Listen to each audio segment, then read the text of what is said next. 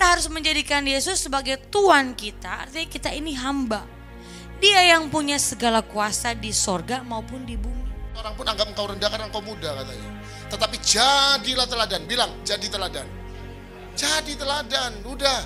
Jemaat Sencaki keluar dari tempat ini, Anda harus jadi teladan dimanapun. Jadi teladan, dalam tempat pekerjaan, jadi teladan. Orang lain boleh jahat, you nak boleh jadi jahat.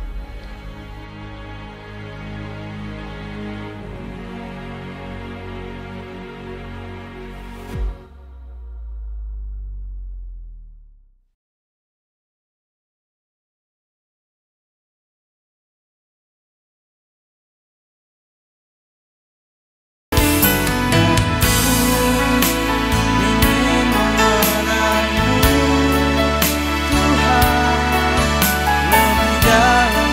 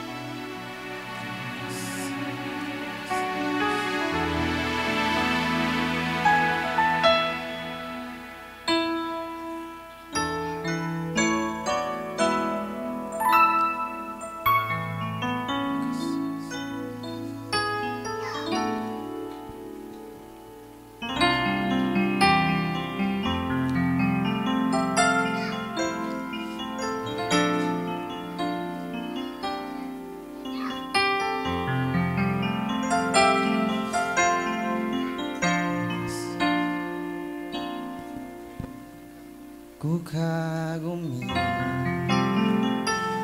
Caramu mencintaiku, kau ada di cerita proses hidupku. di titik Terendahku kau hadir untuk mengangkatku. kau Tak menyerah akan hidupku. sekali lagi katakan Kau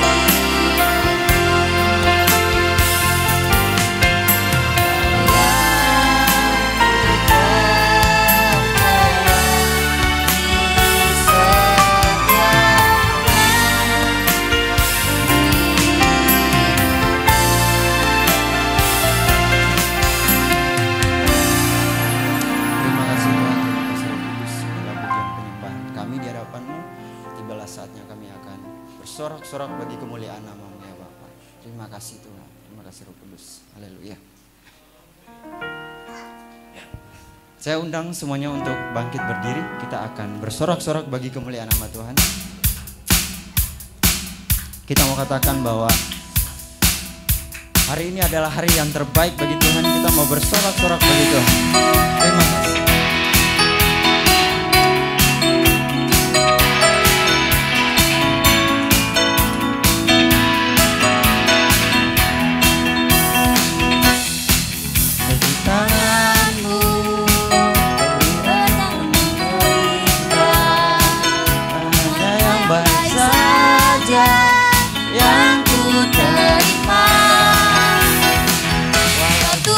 Diramukan, walau jiwaku tergoyahkan, ku takkan berhentikan, Roh yang memberikan hiburan. Akan buktiku salibku, sebutlah kasih serta, ku bertahan,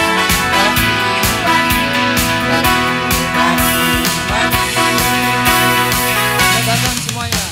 tetap bersyukur, senantiasa bersyukur, selama ku alami kehendak-Mu terjadi. Tetap bersyukur, senantiasa bersyukur, hatiku tak tersuka. Hari ini hari yang terbaik.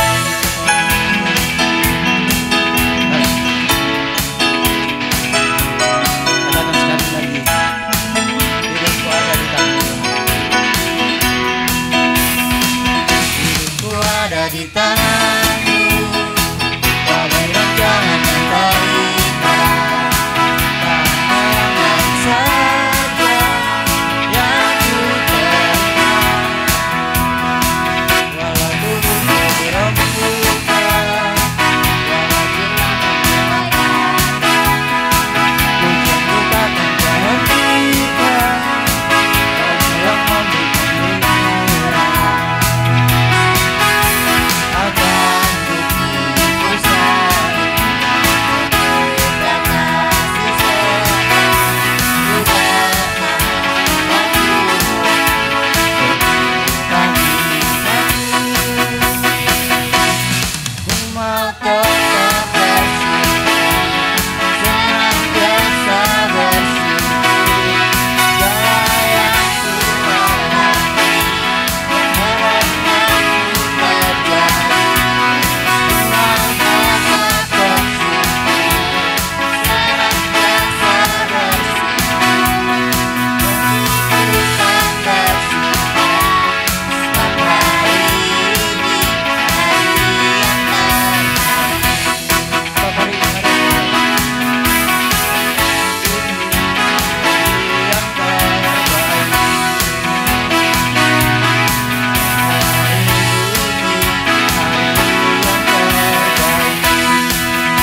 Sebab hari ini hari yang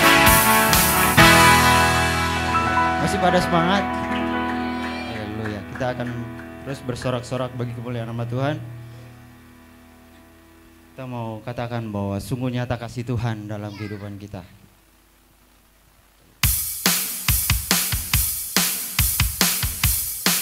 Mari semuanya bertepuk tangan bagi kemuliaan nama Tuhan.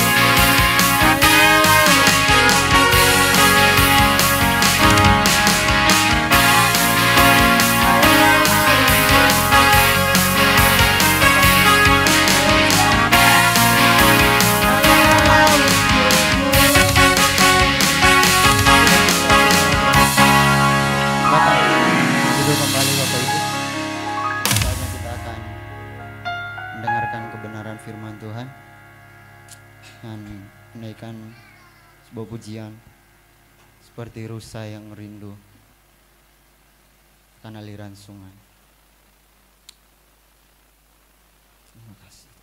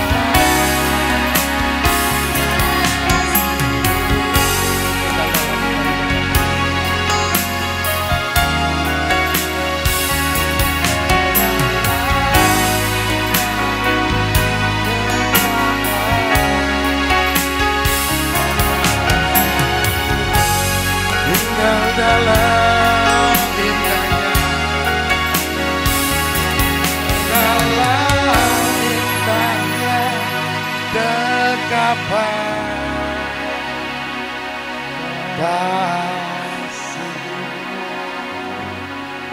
Bapak Ibu, tadi pada waktu saya nyanyikan pujian ini, ada kata-kata di refrennya tadi ya. Boleh diulang yang bagian refrennya, saya kok agak lupa teksnya. Coba. Ya, hanya kau pribadi yang mengenal hatiku. Tiada yang tersembunyi darimu, seluruh isi hatiku kau tahu, dan bawaku. Perhatikan kata-kata ini ya, kata-kata ini perhatikan baik-baik. Untuk lebih dekat lagi. Coba kita ingat-ingat ya, yang membawa kita dekat dengan Tuhan itu bukan pada waktu Bapak Ibu diberkati luar biasa secara materi, kekayaan. Tapi terkadang yang membuat kita dekat dengan Tuhan itu masalah, ujian, air mata, beban berat. Pada waktu kita nyanyikan pujian ini, bahwa aku lebih dekat padamu Tuhan, tanpa kita sadari, pada waktu masalah datang, Bapak Ibu komplain sama Tuhan. Kenapa kok masalah ini harus ada padaku? Kenapa kok bukan orang lain? Kenapa aku? Terkadang cara Tuhan membawa kita lebih dekat dengan Dia, salah satu bagiannya adalah dengan mungkin sedikit beban, sedikit ujian. Tapi percayalah Bapak Ibu, di ujung sana nanti, pada waktu Bapak Ibu menyadari, oh puji Tuhan ya, dengan masalah ini membuat aku rajin ke gereja. Dengan masalah ini membuat aku rajin berdoa. Dengan masalah ini membuat aku semakin rajin tuh baca Alkitab. Saya mau katakan Bapak Ibu, puji Tuhan. Oleh karena itu pada waktu kita sore hari bisa berkumpul, lagi anak-anaknya istirahat siang, hari Minggu anak jalan-jalan, lagi musim hujan, tapi Bapak Ibu memutuskan untuk datang ke gereja. Saya percaya, yang membuat Bapak Ibu bertahan semua karena Bapak Ibu dekat dengan Tuhan. Hanya Engkau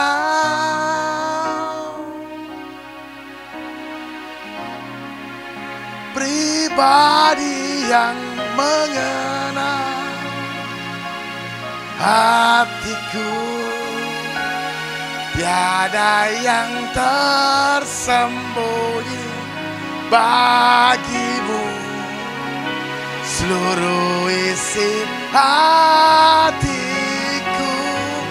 kau tahu, dan bawaku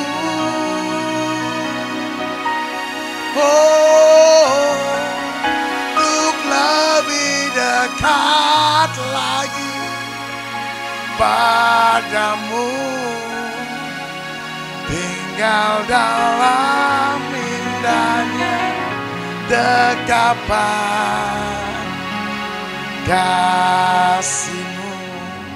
Katakan tinggal dalam indahnya dekapan kasih-Mu. Kami bersyukur Tuhan sore hari ini Tuhan masih berkati kami dengan kaki, tangan, tubuh yang baik untuk kami datang beribadah pada Tuhan. Terlebih Tuhan Yesus berkati kami dengan kemauan untuk kami datang beribadah. Kami tahu Tuhan Yesus bahwa segala sesuatu datangnya dari Engkau Tuhan. Dan kami terlalu percaya bahwa mungkin setiap ada yang datang ke tempat ini dengan air mata, beban berat, mungkin pergumulan yang sangat-sangat tidak bisa diselesaikan. Tapi kami terlalu percaya sore hari ini ada kelegaan buat setiap anak-anak Tuhan yang berkorban datang untuk mencari Tuhan. Urapi setiap kami Tuhan Yesus. Urapi hamba-Mu yang sangat terbatas ini Tuhan. Jauhkan dari hamba-Mu ini perkataan yang sesat, dan jauhkan dari pergaulan ataupun pengajaran yang salah Tuhan. Di dalam nama Tuhan Yesus, kami siap menerima firman-Mu Tuhan. Haleluya. Amin. Oke. Shalom semuanya. Puji Tuhan ya. Tadi saya tuh lihat kebaikan Tuhan ya. Perjalanan ke sini hujan deras. Posisi saya tadi di Pasar Atom ya. Saya lihat Pasar Atom, waduh, tiba-tiba blur ya. Warasnya luar biasa. Saya pikir-pikir lagi, saya harus telepon Bapak Pendeta Chandra Jeffer ini. Pak, minta tolong payung Pak, ke depan Pak. Udah saya siapin dulu, mau telepon Pak Gembala ya. Ternyata puji Tuhan, sampai sini kok loh, kok cerah-cerah aja ya. Malah saya tadi agak heran, lantainya kok ada yang kering-kering sudah, berarti udah agak lama ya, nggak hujan di sini ya. Iya Pak? Ecek-ecek ya, waduh, ecek-ecek ke bum-bum ini ya. Ya puji Tuhan, semuanya baik ya. Kalau Pak Gembala kalau bilang, ya apa, duitmu si ono ta? Ya, kalau Natal gini kita harus standby, duit harus ono terus ya. Karena bulan Desember itu bulan penuh ceria dan juga penuh dengan pengeluaran juga ya. Begitu ya kira-kira ya. Ada yang baju baru, sepatu baru ya. Jam baru ya, waduh seneng jam baru deh. Puji Tuhan ya. Oke ya, jadi karena nuansa di bulan Desember ini nuansa Natal ya, nuansa akhir tahun, bolehlah ya, meskipun ini belum puncaknya Natal, tapi kita bolehlah nyerempet-nyerempet dikit ya tentang Christmas ya. Boleh kita buka sama-sama yuk, Matius 5 ayat 13 sampai 14.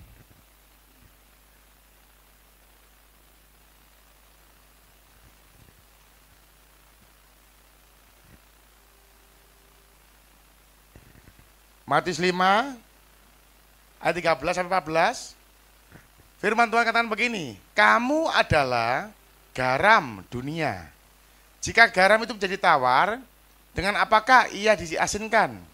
Tidak ada lagi gunanya selain dibuang dan diinjak orang. Ya, selanjutnya kamu adalah terang dunia. Kota yang terletak di atas gunung tidak mungkin tersembunyi ya. Jadi Matius 5 sampai 7 ini khotbah Yesus yang paling populer ya, sangat terkenal, famous. Matius 5 sampai 7 ini kalau Bapak Ibu baca ya, misalnya lagi ada pergumulan, lagi bingung mengambil keputusan, coba direnungkan lagi Matius 5 sampai 7 ini luar biasa. Khotbah Yesus di bukit ini sangat-sangat luar biasa karena di sana mengajarkan banyak hal tentang kehidupan, bagaimana bersikap yang benar, bagaimana harus bertindak, sama Yesus diajarkan di sana. Lah Matius 5 yang kita baca barusan ini bicara tentang garam dan terang dunia. Tapi hari ini kita fokus kepada yang namanya terang dunia ya. Jadi kita mau belajar hari ini tentang terang dunia. Ini khotbah yang cukup unik karena Yesus katakan apa? Kamu adalah terang, kamu adalah terang dunia. Saya katakan unik kenapa? Karena Bapak Ibu kalau tahu Yohanes Pembaptis, di sini tahu kan? Yang namanya Yohanes. Ya, Yohanes Pembaptis tahu ya? Yesus katakan begini tentang Yohanes, tidak ada seorang pun manusia yang lahir dari seorang perempuan yang lebih hebat dari yang namanya Yohanes. Yohanes di sini yang dimaksud itu Yohanes Pembaptis. Yang ngomong Yesus sendiri ya. Tidak ada seorang pun manusia yang ada di dunia ini yang dilahirkan dari seorang perempuan yang lebih hebat daripada Yohanes Pembaptis. Tapi perhatikan baik-baik. Lukas 7 ya. Yohanes 1 ayat 6 sampai 8. Yohanes 1 ayat 6 sampai 8. Datanglah seorang yang diutus Allah namanya Yohanes. Ya, yang dimaksud sini Yohanes Pembaptis. Ia datang sebagai saksi untuk memberi kesaksian tentang terang itu supaya oleh dia semua orang menjadi percaya. Perhatikan kata berikutnya. Ia, si Yohanes, bukan terang itu, tetapi ia harus memberi kesaksian tentang terang itu. Yesus ngomong tidak ada seorang pun yang lahir dari seorang wanita yang lebih hebat daripada Yohanes Pembaptis. Tapi Yohanes 1 ini katakan apa? Bahkan seorang Yohanes yang begitu hebatnya, ia bukan terang itu. Jadi sebenarnya Bapak Ibu dan saya ini sebenarnya ya, kalau kita belajar ini kita nyadari ya bahwa kita ini bukan terang. Kenapa? Model kayak Yohanes saja yang begitu hebatnya, followernya banyak, orang rela jauh-jauh keluar kota hanya supaya dibaptis sama Yohanes Pembaptis. Orang rela berantri-antri, begitu banyak pengikutnya. Kalanya cuma apa? Pada waktu Yesus muncul. Pada waktu Yesus muncul sama-sama baptis di kolam, akhirnya kalah terkenal.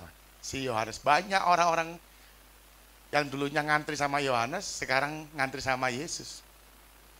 Tapi sebelum Yesus muncul, Yohanes ini luar biasa sekali pelayanannya.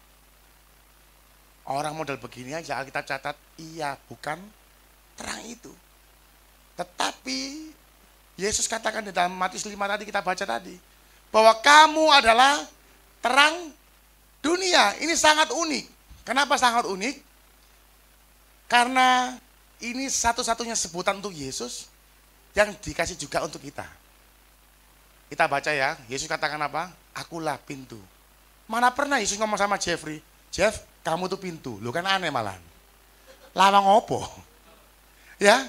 Atau Sen, Yesus ngomong gini, akulah jalan dan kebenaran. Sen, kamu jalan dan kebenaran. Ya gak karu-karuan lah, ya toh. Gak pernah ada ayatnya. Yesus juga ngomong apa? Bahwa dia adalah roti yang hidup. Ya, masa Pak Gembala, kamu roti hidup, Pak. Aku tak cemplok aja, toh.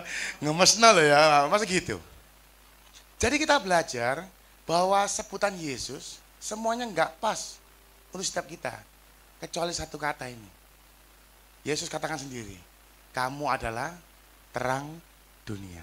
Satu-satunya julukan untuk Yesus yang juga diberikan kepada setiap kita yang percaya pada Tuhan. Sebenarnya kata terang dunia ini Bapak Ibu, kita mau belajar sore hari ini bahwa ini hanyalah kiasan, hanyalah kata-kata kiasan. Contohnya begini, ada sebuah cerita tentang babi sama sapi. Ya, pernah dengar ceritanya?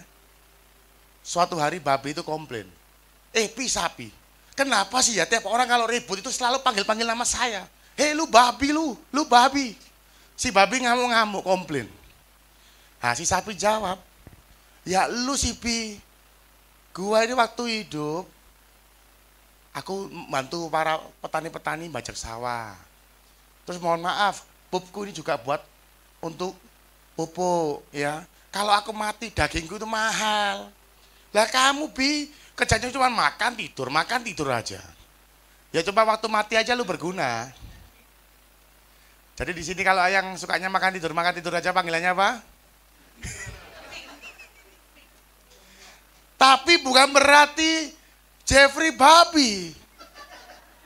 Pada waktu saya panggil, Jeff, kamu kok makan tidur aja? Lu kayak babi, Jeff. Apakah Jeffrey model kayak babi? Enggak kan? Tapi kenapa kok dikatakan Jeff, kamu kayak babi? Sorry ya Jeff ya. Marono mulai aku kok diserempet Marono. Kenapa kok dikatakan Jeffrey kayak babi? Dengan kata lain apa? Ini hanya kiasan aja. Berarti ada salah satu bagian dalam hidupnya Jeffrey yang mirip kayak babi. Yaitu apa? Yaitu pada waktu dia nggak mau kerja, maunya makan tidur. Itu bagian Jeffrey yang membuat dia dikatakan seperti babi. Dan sore hari ini kita mau belajar terang yang sesungguhnya itu siapa sih?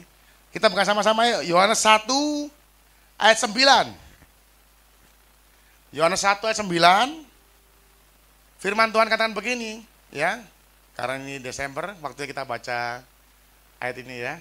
Yohanes 1 ayat 9, terang yang sesungguhnya yang menerangi setiap orang sedang datang ke dalam dunia. Yohanes 8 ayat 12. Maka Yesus berkata pula kepada orang banyak, katanya, akulah terang dunia. Yohanes 9 ayat 5 katakan begini, selama aku di dalam dunia, akulah terang dunia. Jadi terang yang sesungguhnya itu siapa? Siapa? Tuhan Yesus. Dialah terang yang sesungguhnya. Tetapi pada waktu Yesus katakan kamu, setiap kita yang percaya dikatakan kamu adalah terang dunia. Karena Yesus melihat bagi orang yang percaya di dalam hidupmu ada sebagian cara hidupmu yang sama dengan terang yang sesungguhnya. Yaitu Yesus Kristus. Sore hari ini kita mau belajar. Apakah betul selama ini hidup kita betul-betul seperti terang yang dikatakan dalam Alkitab ya? Kita mau belajar hal pertama yang mau kita pelajari sebagai terang dunia. Yang pertama kita mau belajar bahwa terang itu berbeda secara mencolok dengan kegelapan. Jadi terang itu sama gelap beda ya. Di sini tahu ya. Di sini siapa yang pernah mati lampu? Hah? Banyak ya. Jadi ngerti tak bedanya terang ambek gelap. Kalau sekarang ini apa ini? Terang ya. Kalau ya dimatikan petang ya. Jadi kita harus tahu dulu bahwa terang dan gelap itu tidak bisa bareng. Begitu gelap, ya terangnya harus hilang. Begitu terang, gelapnya harus hilang. Jadi dengan kata lain apa? Kita mau belajar bahwa terang dan gelap itu ada perbedaan sangat mencolok. Yang pertama mau kita pelajari, kalau kita betul adalah terang hidup, maka kita harus berbeda dengan orang-orang yang masih dalam kegelapan. Cuma kadang-kadang orang itu kebablasan.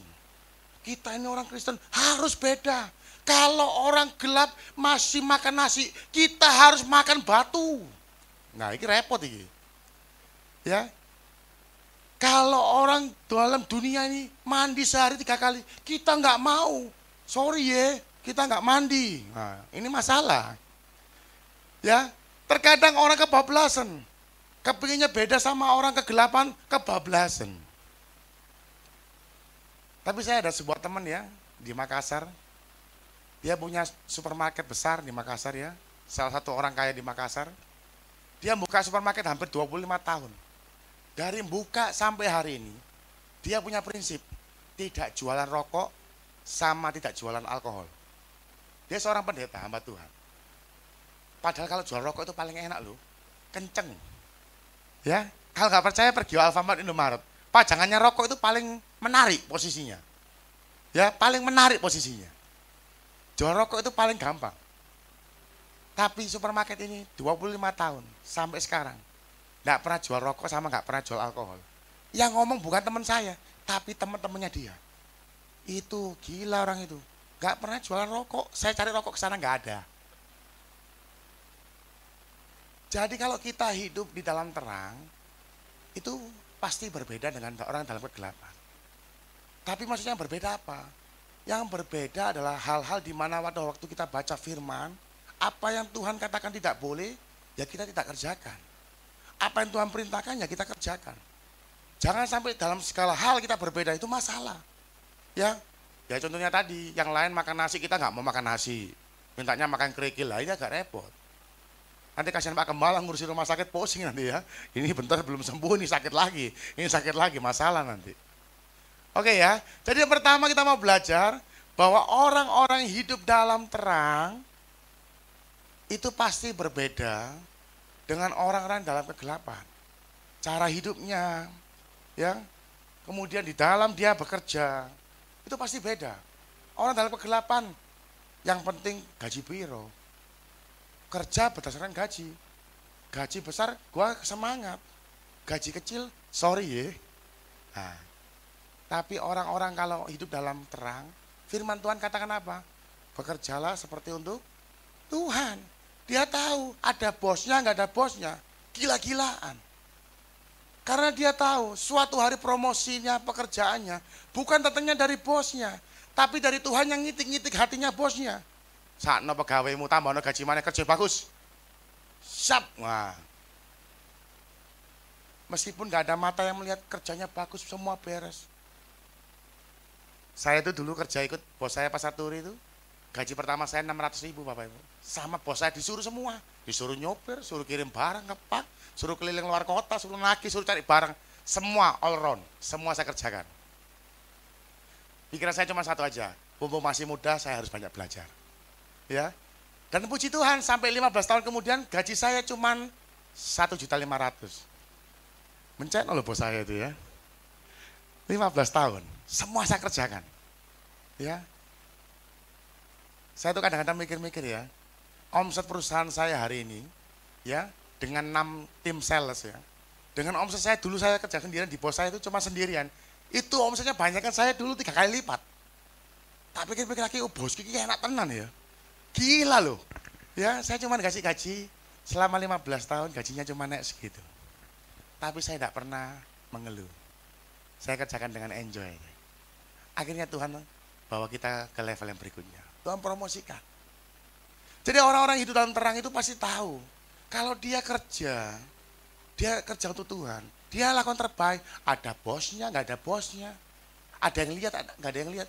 Terus kerja yang baik. Banyak orang-orang dalam kegelapan, kalau ada yang lihat baru semangat. Kalau ada bosnya baru jilat.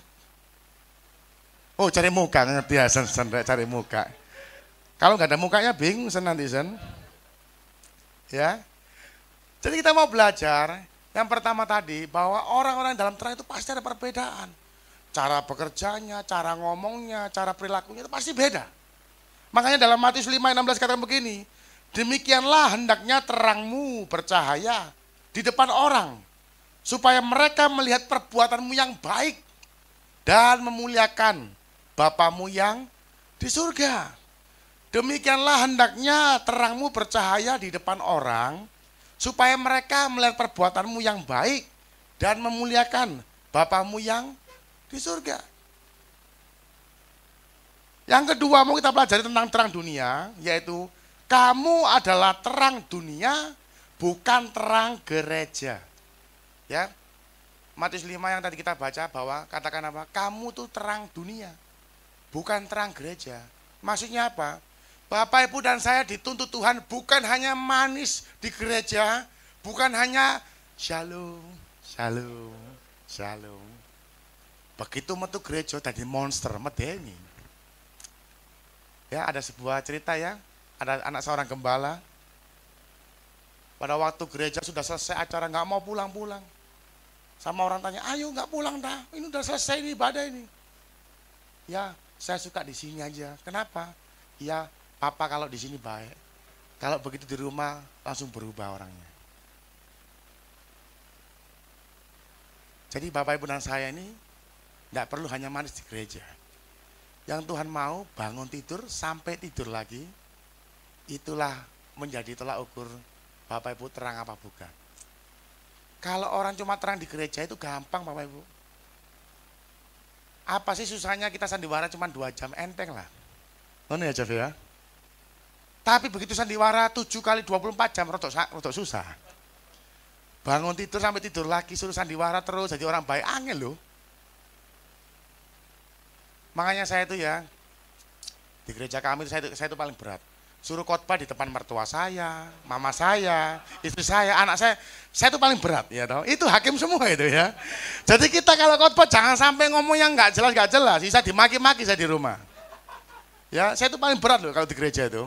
Makanya Yesus itu ngomong betul ya, Nabi itu paling berat kalau di kampung halaman sendiri, ya betul itu. Ya, nggak gampang loh ya. Kita khotbah depan mertua ini, aduh orang tua saya yang melihara saya dari bayi. Ya. Ini kalau omongan kita ini nggak seperti yang dilakukan, ini bisa jadi batu sandungan gelondong kabeh. Bukan hanya mereka yang dengerin gelondong, saya juga ikut gelondong juga nanti, ya. Jadi ini nggak mudah. Tapi Tuhan ajari saya bahwa ya itu kita ini terang dunia. Dimanapun orang ada di luar sana, semua agama, semua yang kita temui, kita justru harus jadi terang. Di pelayanan kita yang hari Selasa itu ada seorang loper koran itu. Dia tuh anaknya seorang kiai ya. Jadi karena nggak sengaja sering ketemu sama jemaat kami di warung itu. Nah jemaat kami itu saya juga nggak tahu juga, orangnya juga mohon maaf ya, terbatas juga secara ekonomi. Tapi kok tiap kali ketemu di warung dikasih nasi 1 bungkus. Pak Danu ini buat bapak ya. Lama-lama dia heran, ibu ini kok baik sekali sih. Habis dari sini mau kemana Bu? Ini kami mau persekutuan, mau ibadah. Saya ikut Bu, saya mau tahu. Nah dari situ dia datang. Akhirnya dia ngomong, Pak saya mau dibaptis. Saya bilang, loh kalau mau baptis ya harus rutin dulu ya selama 6 bulan ya. Datang ibadah ya. Datang terus. Bahkan dia kalau duduk depan sendiri semangat ya. Loh Pak, saya tanya, loh Pak, Bapak kok bisa semangat begini? Iya saya nggak tahu sukacita saya. Saya tanya, loh Bapak kok bisa datang ke sini, gimana ceritanya? Iya, gara-gara buruli itu Pak. Saya setiap kali ketemu di warung dikasih nasi bungkus 1 bungkus. Loh, bisa begitu loh ya. Jadi karena 1 bungkus nasi membuat 1 jiwa diselamatkan surga bersorak-sorai. Jadi saya percaya Bapak Ibu, kalau Bapak Ibu hanya baiknya di gereja toh, siapa yang mau diselamatkan lagi? Wis nang gereja wis percaya Yesus kabeh. Yang kita perlu kan yang di luar sana. Tapi kalau Bapak Ibu mangan gak gelem bayar, utang gak dibayar, masalah. Iya toh, mari tunggu pasang status ngono. Ayat Alkitab lengkap setiap hari, mateng Bapak Ibu. Gak ada yang percaya. Karena orang di luar sana itu gak peduli dengan ayatmu. Mereka lihat cara hidupmu, caramu bertindak, ngomong, bagaimana. Itu diperhatikan betul sama orang-orang di luar. Ya, yang kedua, tadi kita belajar bahwa kita semua adalah terang dunia, bukan terang gereja. Yang ketiga, terang itu memberi petunjuk. Pernah mati lampu tadi kan? Pada waktu Bapak Ibu cari sesuatu, pakai apa biasanya? Hah? Jangan api dulu. Itu posisi dari tempat mati ke lelenya belum tentu ketemu itu. Kalau zaman sekarang puji Tuhan ya ada handphone ya, langsung handphone ya, senter dinyalakan. Lampu memberi petunjuk, terang membuat orang bisa kelihatan. Atau Bapak Ibu pernah kesasar di hutan? Siapa yang pernah ke hutan kesasar? Gak pernah ya? Selamat Sen, jangan Sen kamu, susah nyarimu nanti. Orang itu kalau tersesat di hutan, apalagi hutannya betul-betul lebat sekali, mereka kalau cari jalan keluar itu dengan apa? Cari yang ada cahayanya di mana. Sana ada lampu, mereka jalan ke arah sana. Jadi yang ketiga kita mau pelajari bahwa terang itu harus menjadi petunjuk. Petunjuknya siapa? Orang-orang yang masih dalam kegelapan. Yohanes 12 ayat 35. Yohanes 12 ayat 35 katakan begini.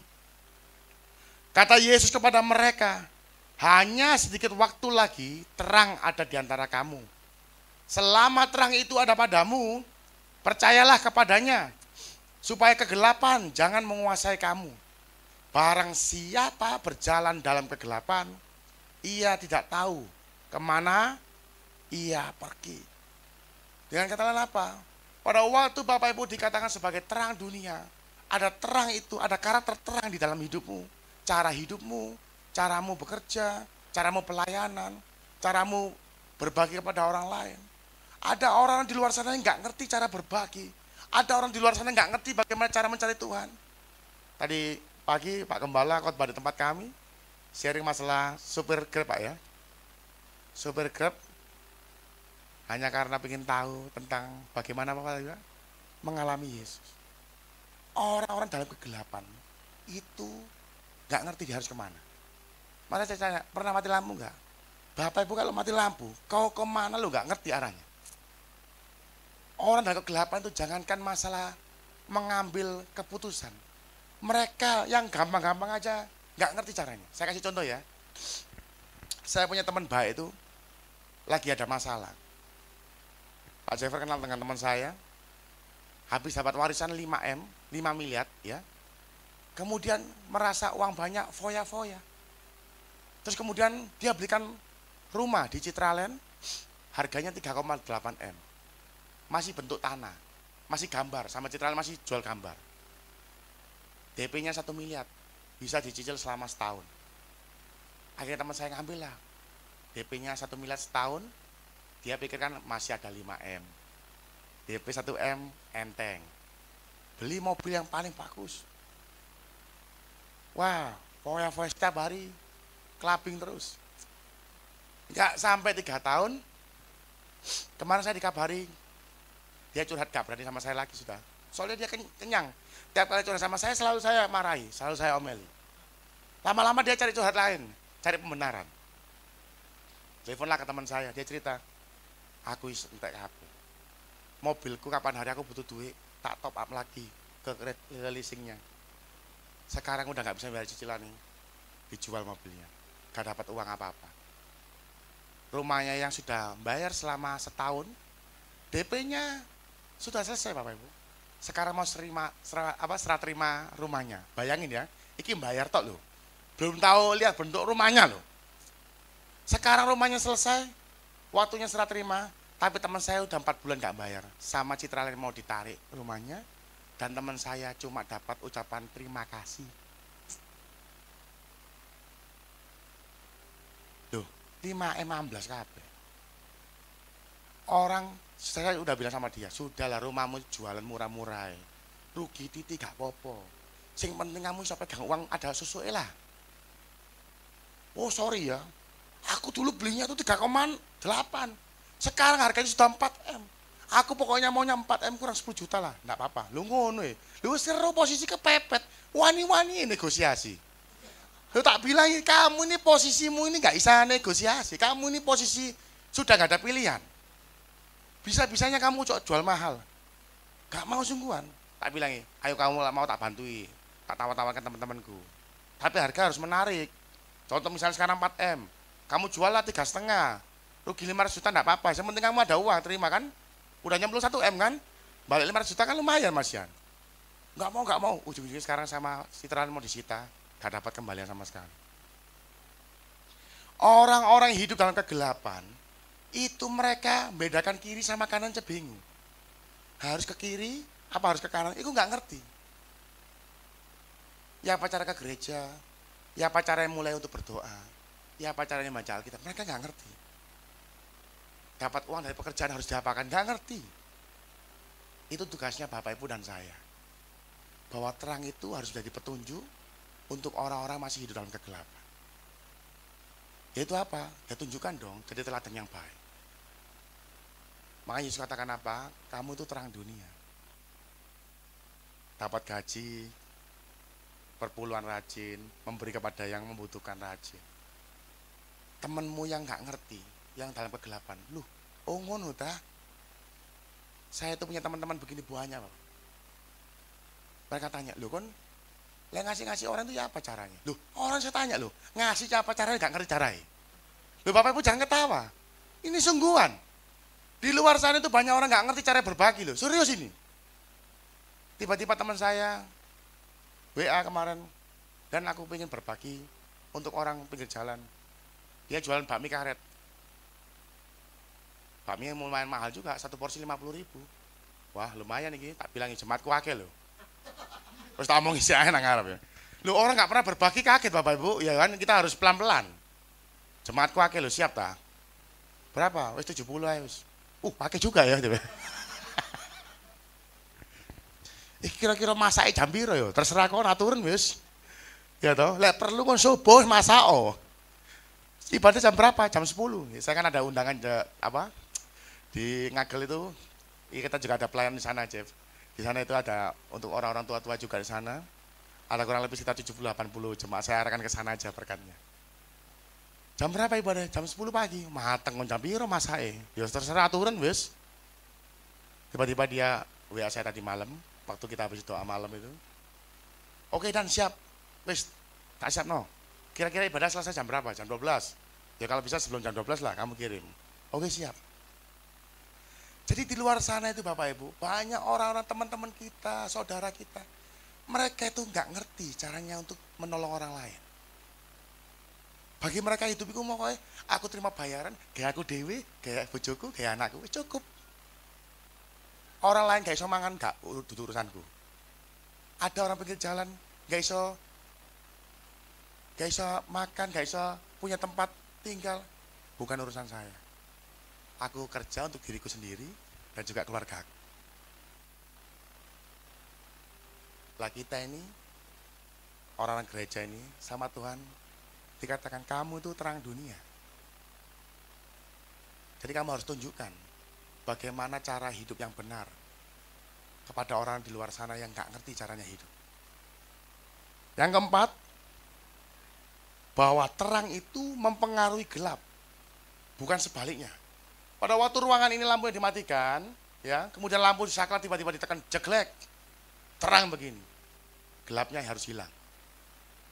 Bahwa terang itu mempengaruhi gelap, bukan gelap mempengaruhi terang. Saya jadi ingat waktu kuliah, zamannya kuliah teologi itu, teman saya bilang gini, aku kape nginjil langgone ndoli. Tak tolet aja Bapak Ibu. Waduh, iso-iso kon sing ngilang iki ta. Aja macem-macem. Kape nginjil lang ndoli, kape golek jiwa katanya. Tak bilang sih, dipikir dulu. Enggak, di sana banyak jiwa-jiwa yang tersesat. Iki wis kape ilang ya toh. Ya toh. Memang aneh-aneh Bapak Ibu ya. Saya di kampus itu punya teman lucu, baru bergabung dia. Saya udah 2 tahun, dia baru bergabung. Lucu, orangnya seneng guyon. Saya sering gojloki dia ya. Alah, gak lama lagi Bulista waktu pelayanan ke penjara itu tak lihat fotonya loh. Ini kira teman kampusku ini. Kok masuk penjara ini hari ini? Saya tanya itu namanya Mister ini ya. Ya betul Pak. Itu teman kita lama, sudah penjara 3 kali. Mateng Bapak. Jadi waktu kuliah itu sebelumnya udah masuk penjara 2 kali. Jadi waktu kuliah sama saya, nggak lama lagi dia masuk penjara lagi. Ya ampun. Ya. Jadi kita harus ngerti bahwa kalau Bapak Ibu terang, nggak mungkin dipengaruhi sama gelap. Karena nama gelap itu pasti kalah sama terang. Oleh karena itu saya percaya kalau di tempat ini semuanya adalah anak-anak terang, kita tidak boleh terbawa arus. Teman-teman kita ngerokok baru gaul, ya jangan kita rokokan. Sekarang rokok udah gak populer, vape lebih populer. Yang gak ada asapnya, sekarang tambah keren lagi. Rokok itu gak ada asapnya ya. Memang luar biasa teknologi itu. Jadi bisa di mall bisa rokokan. Di pesawat bisa rokokan. Tanpa ada asapnya. Ya. Orang ngomong, sekarang pakai ini, gaul keren. Ada orang-orang kalau kerja itu harus pakai alkohol dulu, entertain. Ya itu udah lingkungan saya dulu itu. Supaya kerjaan rame. Saya itu selalu ngomong sama teman-teman, saya ini loh, hidup saya cuma kerja, pelayanan, keluarga. Saya gak pernah kemana-mana. Saya lihat teman-teman saya itu nongkrong-nongkrong, ngopi-ngopi, saya itu iri loh. Justru gak saya iri. Saya tuh sama kadang-kadang curhat sama istri saya. Kadang-kadang tak pikir-pikir mana aku juga pengen loh, kayak arah-arah bisa ngopi-ngopi ya, santai-santai ya. Banyak gangto-gangto loh. Bapak Ibu saya ngomong ini ngopi-ngopi duduk nang warkop-warkop nyantai-nyantai main handphone bukan loh ya. Ini ngopinya ngomong bisnis ya, ngomong kerjaan. Dan saya tuh punya teman-teman itu maka circle-nya tuh kalau ngomong kerjaan tuh waduh yang dibahas itu uang yang puluhan miliar, ratusan miliar. Sebenarnya enak, kita banyak belajar. Cuma nggak tahu kenapa Tuhan tuh ya paksa saya. Jadi saya ini hanya kerja, pulang kerja ya di rumah. Kalau ada pelayanan kita pelayanan. Tapi ya Tuhan itu selalu ingatkan saya bahwa berkat itu bukan datangnya dari ngopi-ngopi tadi. Tapi Tuhan itu bisa kasih berkat melalui pintu-pintu yang lain. Ya puji Tuhan selama ini hampir saya 9 tahun menikah ini. Hidup saya monoton. Kerja di rumah, pelayanan, kerja di rumah pelayanan, itu aja hidup saya itu selama 9 tahun. Bayangin, saya dulu dari kecil sampai umur 30 tahun keluyuran aja di jalan ya, nggak pernah di rumah. Pulang ke rumah cuma pada waktu uangnya habis atau bajunya waktunya ganti. Ya, nggak pernah di rumah. Tapi pada waktu menikah sudah habis komitmen kita ya. Akhirnya kita pelayanan pun sudah kita hidupnya begini, monoton. Orang lihat bosen nih uripmu iki yo. Ngono-ngono ae. Tapi nggak tahu Tuhan kasih kita ini enjoy. Kita sangat enjoy. Apalagi Tuhan tunjukkan, berkat itu kalau hidup model begini aja, aku bisa berkati kamu. Koneksi aku kirimkan sama kamu. Jadi akhirnya Tuhan buka jalan, kita dikenalkan sama orang-orang pemerintahan. Semua orang heran, kamu ke Libya Nigeria kemarin habis 300 juta ya? Semua orang tanya sama gitu Pak Gembala. Pasti habis banyak itu ya, kalau kamu makan-makan sama orang-orang KBRI. Loh saya bilang, loh mohon maaf ya, saya pergi kemarin, saya hotel makan gak pernah keluar uang. Dibayari kabeh, lu gak percaya kabeh orang. Lu tak kenal lo gak bilang gitu. Mereka gak percaya, pikiran mereka apa? Kalau sama orang pemerintahan mesti kita sing keluar uang. Ya, itu sudah umum. Pengusaha harus nyogok, harus keluar uang supaya dapat proyek, supaya dapat pengadaan dan sebagainya. Loh kita lo dibayari kabeh. Sampai saya sungkan di Libya tidur di rumahnya dubesnya. Makan pagi siang malam diantar makan yang enak-enak terus, pesta terus setiap malam. Sampai saya pikir-pikir lagi ya, saya belum berangkat, saya ngomong sama istri saya, Dang, kamu lihat wajah bentuk saya dulu. Ini pulang dari Afrika pasti kurus 10 kilo minimal. Wah gaya, pulang sudah tambah lembu, Ibu. Gak bisa, di sana makanannya enak-enak, tidak bisa menolak saya. Jadi saya mau katakan kepada kita semua, bahwa hidup bersama Tuhan itu rasanya memang gak populer. Rasanya kok gak nyaman, rasanya kok monoton. Tapi pada waktu kita konsisten di sana, kita bisa menarik jiwa-jiwa yang dalam kegelapan itu. Mereka bisa lihat loh, iki wong iki gak tau keluyuran, yo gak tau gak perlu nyogok-nyogok, diberkati Tuhan luar biasa. Teman saya tadi di Makassar gak perlu dodolan rokok, gak perlu jualan alkohol, soki soro. Ya saya sering cerita di mana-mana itu, bagi saya itu dia itu pegangan saya untuk pelayanan.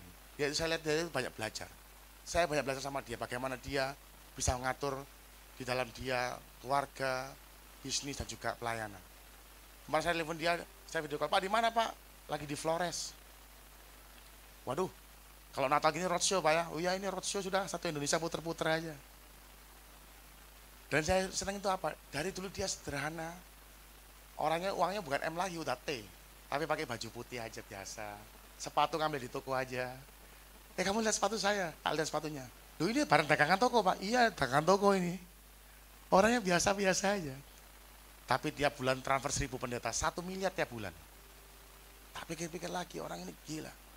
Itu gak pernah cangkruk-cangkruk Bapak Ibu, gak pernah ngopi-ngopi itu. Gak bisa ngopi dia. Tapi dari situ saya belajar, oh orang itu gak perlu nyogok. Gak perlu harus berbuat kejahatan. Bisa sukses luar biasa. Dari situ saya belajar bahwa Tuhan Yesus kita itu terlalu mampu untuk memberkati kita tanpa kita perlu melakukan hal-hal yang jahat. Ya itulah, oleh karena itu Tuhan Yesus katakan bahwa terang itu harus mempengaruhi kegelapan. Jangan kita udah pelayanan di gereja bagus, ya luar biasa, dikasih karunia luar biasa. Tiba-tiba untuk urusan bisnis harus nyogok, harus tipu sana, harus tipu sini, harus jual sesuatu yang dilarang oleh pemerintah.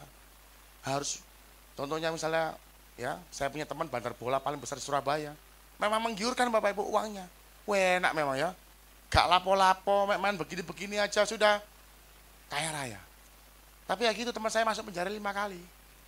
Masuk penjara tambah kuat. Masuk penjara lagi tambah kuat. Terakhir sama Ferdy Sambo. Ya akhirnya Ferdy Sambo kan ketangkap kan. Dia masuk penjara lagi. Ganti backingan lagi sekarang yang nangkep Ferdy Sambo itu yang jadi backingnya dia. Memang begitu aja mainnya. Jadi siapa yang paling kuat itu yang jadi backingnya. Kalau kamu nggak setor ke sana, kamu dimasukin penjara dulu supaya kamu perhatian sama saya, ini loh yang paling kuat. Jadi teman saya masuk penjara 5 kali. Istri sama anaknya hidupnya gak karu-karuan. Duitnya banyak, tapi hidupnya gak karu-karuan. Maka firman Tuhan kan katakan dengan jelas, jangan iri hati sama orang yang hidup dalam kelaliman. Kenapa? Karena memang orang itu bisa iri loh. Enak yo, tadi ngene kerjaan ngene tok loh.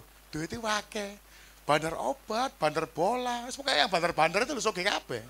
Enak loh. Itu membuat banyak orang iri hati. Karena apa? Jalan pintas. Sekarang yang namanya judol-judol kan kurang ajar semua itu ya. Judol, pinjol. Itu kan menggiurkan semua itu. Modal cuma 16.000, main teken-teken gini aja, siapa tahu bisa kaya raya. Tuh Bapak Ibu kan kadang-kadang kita ini gak bisa mikir loh. Itu kan mesin, mana bisa kita ngalahin mesin. Ya, oleh karena itu sore hari ini Tuhan ajari kita bahwa terang itu harus mempengaruhi kegelapan. Jangan kita malah terbawa arus untuk hidup di dalam kegelapan. Ada sebuah cerita, kisah nyata ya, pebulu tangkis terkenal Indonesia namanya Christian Hadinata. Ya, tahu ya? Pada waktu final All England, dia sama musuhnya sama-sama kuatnya, skornya mirip-mirip. Nah mereka lagi poin-poin terakhir nih. Ini kalau sampai musuhnya Christian out, ya, jadi poin untuk Christian. Dia yang menang, juara 1. Tapi kalau masuk, ya musuhnya yang menang. Terakhir musuhnya ngemes, tas. Semua saking cepet ketok kabeh. Tapi wasit akhirnya memutuskan apa? Out. Seluruh tim ofisial Indonesia, sore penonton Indonesia, wow menang, juara 1. Tapi Christian Hadinata angkat tangan. Dia katakan apa? Ini enggak out, ini masuk. Langsung official Indonesia menang kabeh. Mateng kon. Ngomong apa Kristen iki iso ngomong ngono? Mbok menang wae po, menang iki. Akhirnya apa? Wasit ngomong, "Enggak, ini out." Bapak lo di sana, saya lihat dengan jelas, ini masuk. Akhirnya mereka runding, diputuskanlah bahwa bola itu masuk. Dan akhirnya musuhnya jadi juara 1. Waktu pulang selesai sama wartawan di stop. Pak, kami mau tanya. Harusnya Pak Kristen kan diem aja kan, cukup kan, bisa udah menang kok. Kenapa kok harus ngomong kalau itu bola itu masuk? Dia katakan, ya saya memang lihat boleh itu masuk. Dan nama saya ini Christian. Saya punya nama Christian. Saya punya beban untuk menjaga nama saya. Kalau saya lihat masuk, ya saya katakan masuk. Tapi kalau memang keluar, ya saya katakan keluar. Jadi kita semua tempat ini orang-orang mengaku sebagai orang Kristen, pengikut Kristus. Kita ini punya beban. Beban apa? Jangan sampai hidup kita ini sama dengan orang dalam kegelapan. Karena Bapak Ibu, terang dan gelap itu suatu hal yang berbeda. Ya, dan di momen Natal kali ini terang itu sudah datang di dunia, terang yang sesungguhnya. Bapak Ibu dan saya dikatakan sebagai terang dunia karena apa? Karena Tuhan Yesus melihat ada di dalam dirimu karakter-karakter Yesus. Kau suka memberi, kau suka mengampuni yang lain. Ada orang nyakiti kamu ya udah nggak apa-apa lah. Ada kasih dalam dirimu. Kau nggak lagi jadi pribadi yang egois. Rasanya kepinginnya aku yang rugi nggak apa-apa deh. Yang penting dia seneng. Aku capek nggak apa-apa deh. Yang penting semuanya bisa baik-baik. Aku harus bagian nggak apa-apa deh untuk pelayanan. Yang penting semua ibadah berjalan dengan baik. Aku nggak apa-apa deh. Uangku sekarang tinggal 1 juta. Wis tak kasih no kabeh untuk pelayanan. Aku nggak apa-apa deh nggak makan. Yang penting aku lihat ada orang di pinggir jalan, aku selalu lewat sana, aku lihat orang ini nggak bisa makan, nggak apa-apa deh aku kasih untuk dia. Karena Tuhan Yesus melihat itu di dalam diri anak-anaknya yang percaya kepada dia. Maka dia katakan apa? Kamu adalah terang dunia. Bapak Ibu semua kasih Tuhan, di momen Desember tahun ini, kita mau belajar bahwa terang dunia yang Tuhan inginkan itu adalah ada perubahan dalam hidup kita, karakter kita, cara hidup kita, supaya menyerupai seperti apa yang Yesus sudah lakukan. Saya tambahkan dalam satu firman Tuhan ya, dalam Lukas 1 ayat 30 sampai 31, terang itu datang ke dunia melalui seorang perawan yang bernama siapa? Bernama Maria. Saya tutup di ayat ini, Lukas 1 ayat 30 sampai 31. Kata malaikat itu kepadanya, jangan takut, hai Maria, sebab engkau apa? Yang jelas boleh ya sama-sama ya. Sebab apa ini? 1, 2, 3. Jangan takut, hai Maria, sebab engkau beroleh kasih karunia. Ya. Ayat selanjutnya. Sesungguhnya engkau akan mengandung dan akan melahirkan seorang anak laki-laki, dan hendaklah engkau menamai dia apa? Ayat ini dimulai dengan kata apa? Jangan takut hai Maria, sebab engkau beroleh kasih. Siapa di sini yang sudah menerima kasih karunia Tuhan, angkat tangan. Perhatikan baik-baik ayat ini ya. Malaikat ngomong sama Maria, Maria, ojo wedi, sebab kamu sudah beroleh kasih karunia. Sama seperti sore hari ini. Bapak Ibu semua keluarga Sencaki, jangan takut. Karena Bapak Ibu sudah terima kasih karunia. Di ayat tadi, sebab sebentar lagi kamu akan mengandung seorang anak laki-laki. Maria seorang perawan, orang Yahudi, hidup dalam tradisi Yahudi. Kalau hamil di luar nikah, hukumannya dilempari batu sampai mati. Yang kedua apa? Diceraikan oleh tunangannya. Ketiga apa? Membesarkan seorang Yesus. Bapak Ibu kalau baca di Alkitab, harus pindah keluar kota, pindah kemana-mana. Karena apa? Yesusnya mau dibunuh. Jadi kita kembali lagi, baca lagi ya. Sebab Maria akan beroleh kasih karunia.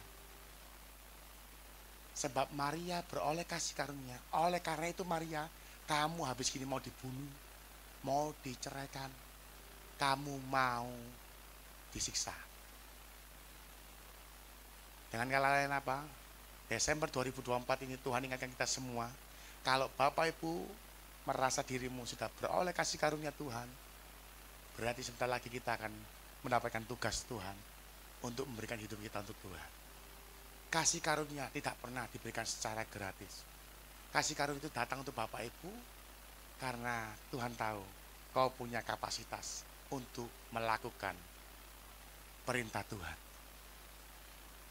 Ya. Bapak Ibu kalau baca Alkitab baik-baik, tidak ada kasih karunia itu supaya Bapak Ibu santai-santai. Yang penting hari Minggu ke gereja ya. Senin sampai Sabtu terserah mau tipu orang, mau apa terserah, lakukan aja lah. Ini orang udah dikasih karunia kan, bebas, free will, semua terserah. Sorry ya, gak ada ayatnya. Justru karena Bapak Ibu sudah diselamatkan, kok menjadi budaknya Tuhan. Dulos. Keset. Bapak Ibu sudah tidak ada lagi hak atas dirimu. Otomatis Senin sampai Minggu, Bapak Ibu harus totalitas seperti Maria. Siap resiko dilempari batu sampai mati. Siap diceraikan sama Yusuf. Siap harus pindah-pindah kota hanya supaya Yesus tidak dibunuh. Makanya Maria katakan kepada malaikat apa? Aku mau. Terjadilah sesuai dengan kehendak. Saya undang Bapak Ibu pakai berdiri yuk.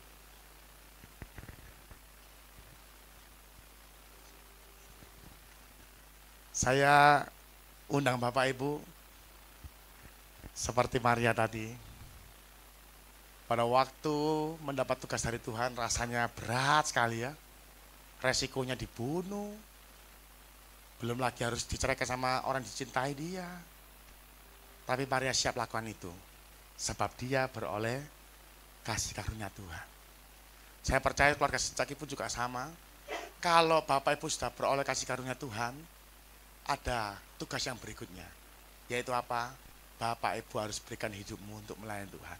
Apapun resikonya, apapun yang akan Bapak Ibu hadapi, tetaplah lakukan dengan setia. Kenapa? Karena Tuhan Yesus selalu menyertai. Akhirnya Maria dikenal sebagai wanita yang luar biasa.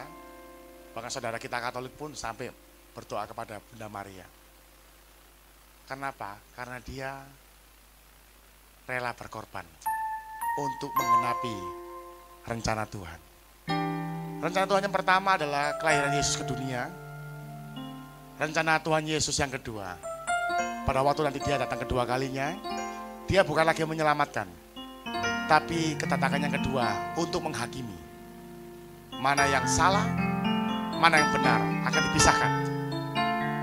Nah, karena kita hidup di zaman ini, kita sekarang menunggu momen Yesus datang kedua kalinya. Tugas kita semua seperti Maria tadi, mempersiapkan pada waktu Yesus datang kedua kalinya. Banyak jiwa-jiwa bisa dimenangkan melalui hidup kita yang dikatakan sebagai terang dunia. Kalau Bapak Ibu tidak bisa berdampak, keluargamu, temanmu tidak bisa melihat perubahan dalam hidupmu, saya curiga, jangan-jangan selama ini Bapak Ibu tidak pernah jadi terang. Karena terang itu tidak bisa ditutupi, tidak bisa gak kelihatan. Pasti orang lain bisa merasakan. Dulu kamu gak begini loh ya, sekarang kok bisa gini ya. Waduh, kayak rasa-rasan orang. Orang itu berubah banget, dulu gak begini loh, sekarang baik banget. Aku mau tahu kenapa dia bisa berubah begitu.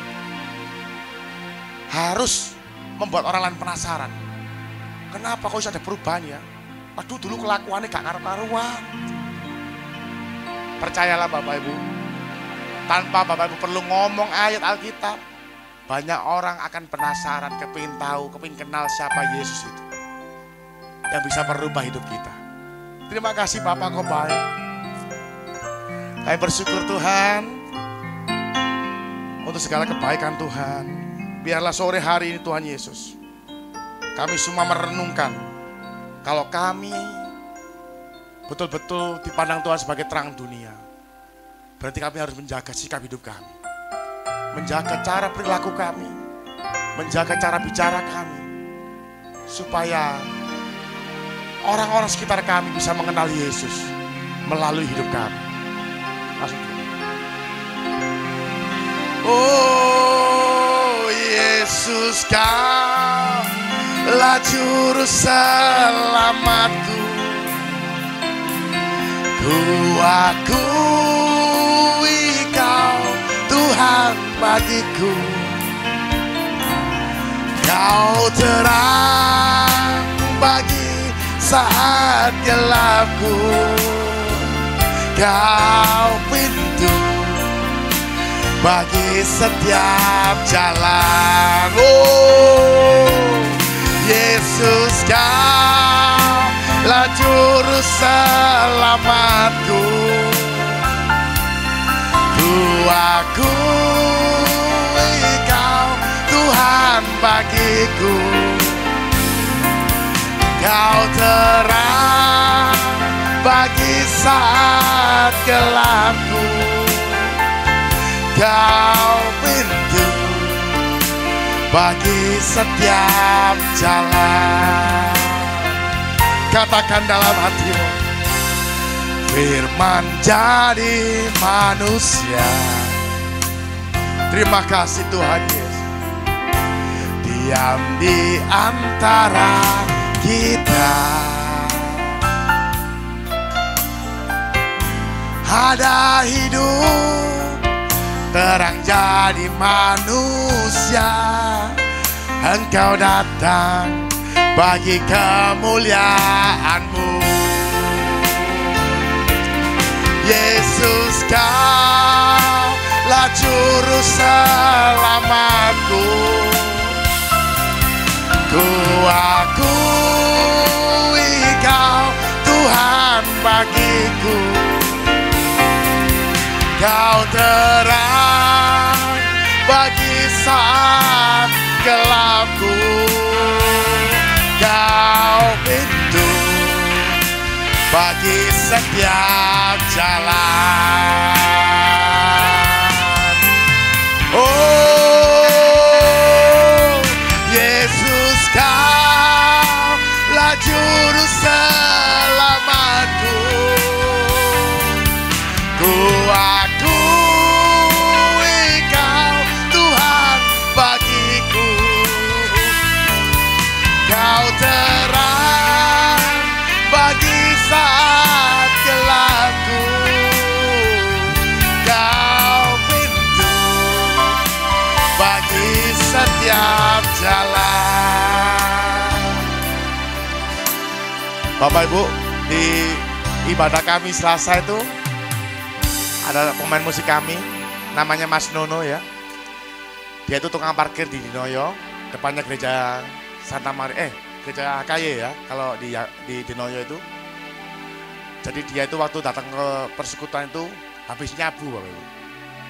Masih teler.